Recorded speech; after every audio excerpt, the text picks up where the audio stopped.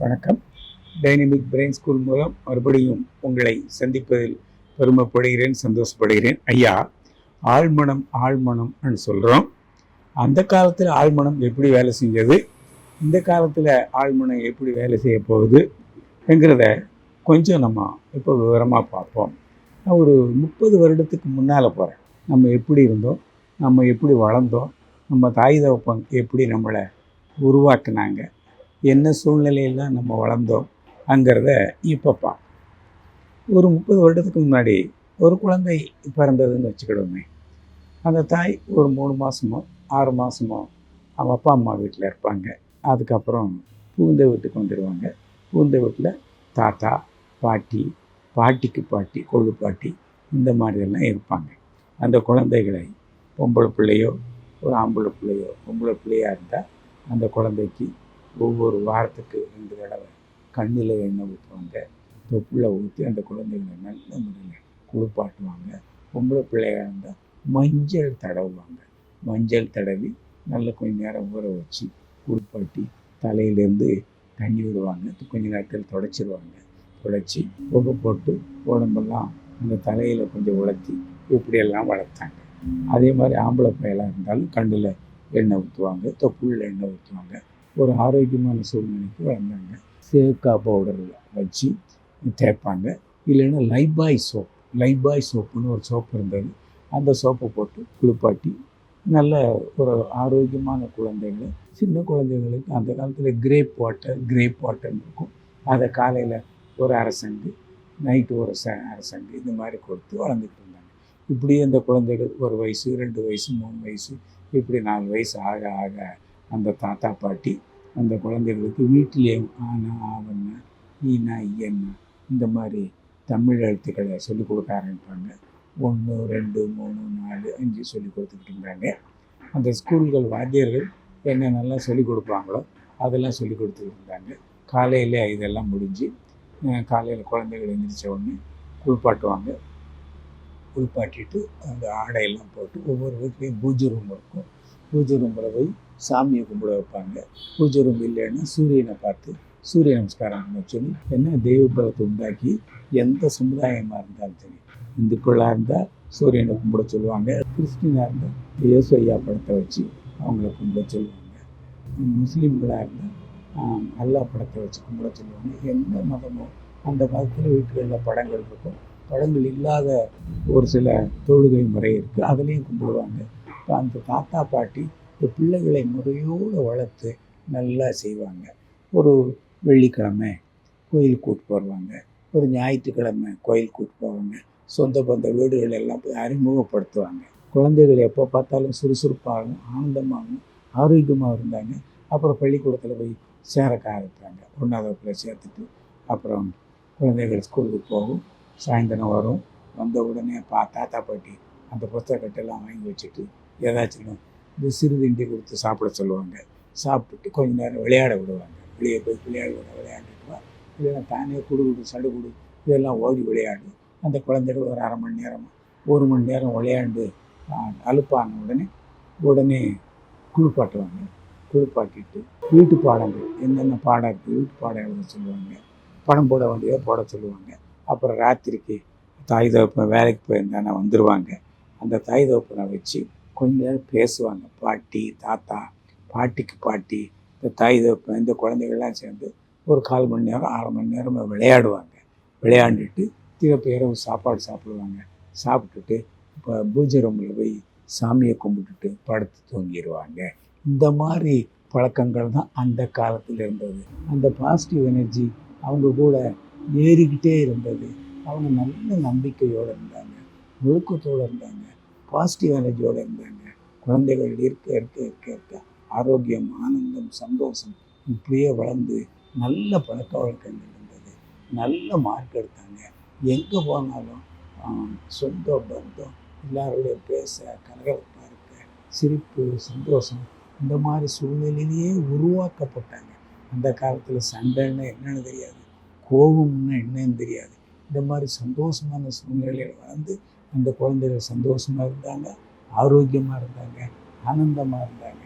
அப்படிப்பட்ட சூழ்நிலையில் இந்த குழந்தை வந்து படிப்பெல்லாம் என்ன அந்த காலத்துலலாம் 500 மார்க்குக்கு 350 மார்க் வாங்குறது உலகப்பெரிய சாதனை. என்னை எடுத்துக்கிடுங்க, எங்கள் வீட்டில் நான் 10 பேர், நான் மூத்தவன், எங்கள் 10 பேர் இருந்தாங்க.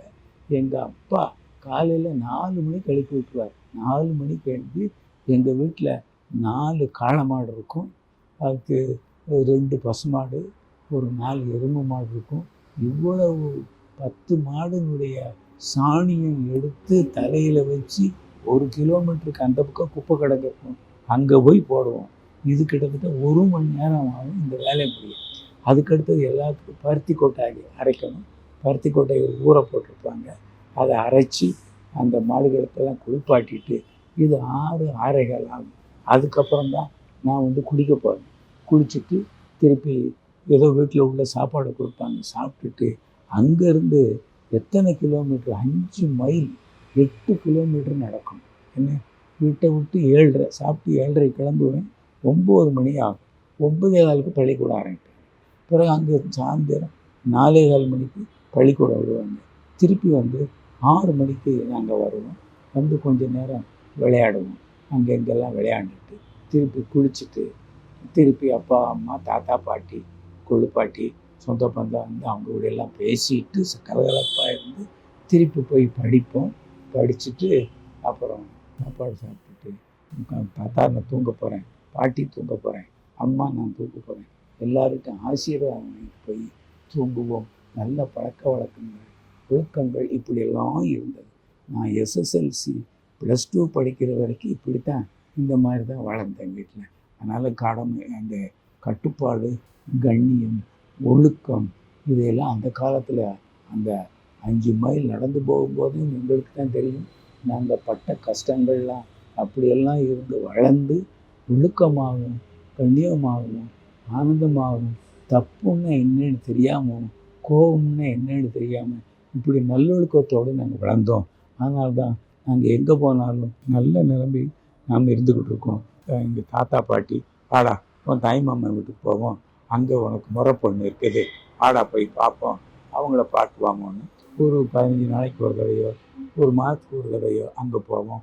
அங்கே ஊரில் உள்ளவங்க கூட எல்லாம் பழகுவோம். சொந்தக்காரங்க, ஏய் அவனுடைய தாய் மாமா வந்துட்டான், இவனுக்கு பொண்ணு இந்த பொண்ணு தாண்டா, இப்படியே அறிமுகப்படுத்தி ஒருத்தருக்கு ஒருத்தர் ஒரு அறிமுகமாகி தேவையில்லாத பழக்கங்களே வராது. அங்கே போய் விளையாடுவோம், அங்கே 10 பேர் கூட சேருவோம்.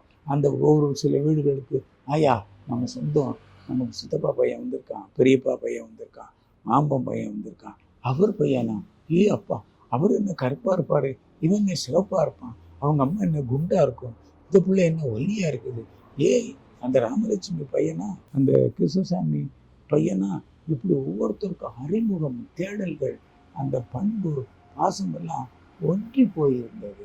அப்படியெல்லாம் நாங்கள் வளர்ந்து இன்னைக்கு நாங்கள் எல்லாருமே நல்லா இருக்கோம். அப்படி வளர்ந்ததுனால அந்த காலத்தில் ஆழ்மன பயிற்சின்னு ஒன்று இல்லை. தெய்வ பலம், தாய் தகப்பா பாட்டி இவங்கெல்லாம் உருவாக்கி அந்த கோயில்களுக்கு கூட்டிகிட்டு போகிறது, நல்ல விஷயங்களை சொல்லி கொடுத்தது, நல்ல தெய்வங்களுடைய பாட்டுகளை சொல்லி கொடுத்தது, இதை பாட சொல்கிறது. அதனால் எங்களுக்கு அந்த காலத்தில் ஆழ்மன பயிற்சி தனியாக தேவையில்லை. எங்களுக்கு ஆட்டோமேட்டிக்காக பெரியவங்களாலையும் தாத்தா பாட்டியாலையும் அந்த பாடங்கள்லாம் சொல்லி கொடுத்தாங்க. அதுலேருந்து உருவாங்க. நான் அந்த காலத்தில் ஆழ்மனங்கிறது தேவையில்லை. அதாவது கோயில் கொடைகள் திருவிழா நடக்கும், அங்கே போவோம், சாமி வரும், அப்படியே கும்பிடுவோம். அங்குள்ள ஒரு மாதம் 1.5 மாதம் விரதம் இருந்து அந்த ஆண்களோ பெண்களோ ஆடிட்டு வருவாங்க. அதை பார்த்து அந்த வைப்ரேஷனை பார்த்து எங்களுக்கு பாசிட்டிவ் வைப்ரேஷன் எல்லாம் வந்து தெய்வ பலம் ஆட்டோமேட்டிக்காக கூட ஆரம்பிச்சிச்சு. அதனால் எங்களுக்கு அந்த காலத்தில் ஆழ்மன பயிற்சிங்கிறது ஒன்று தேவைப்படலை. இன்றைய தலைமுறை பாருங்கள், கம்ப்ளீட்டாக மாறிட்டாங்க. முன்னோர் சொல்கிறத கேட்குறதே இல்லை.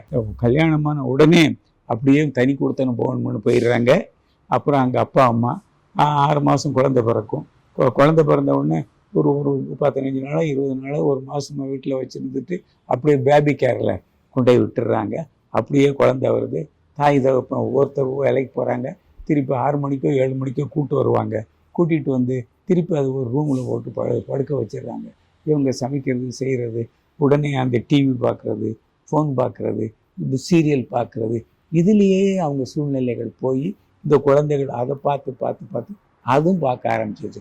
அங்கே பேசுறது செய்கிறது, நல்ல பழக்க வழக்கங்கள் அந்த விளையாடுறது இதெல்லாம் போய் அவங்களுடைய எண்ணங்கள் சுருங்கி என்ன தேவையில்லாத பழக்கங்கள் வர்றதுனால இந்த காலத்தில் நாம் எதை நினைக்கிறோமோ அது நடக்கலை.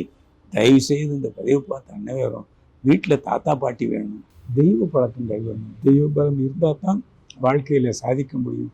பெரியவங்க சொல்கிறத கேட்கணும், வீட்டு பாடங்கள் நல்லா படிக்கணும். இந்த கம்ப்யூட்டர் பார்க்குறதோ, லேப்டாப் பார்க்குறதோ, இந்த சீரியல் பார்க்குறதோ, இதையெல்லாம் எவ்வளவுக்கு நீங்கள் நிறுத்துறீங்களோ அந்த அளவுக்கு உங்களுடைய படிப்பில் கவனம் செலுத்தும்.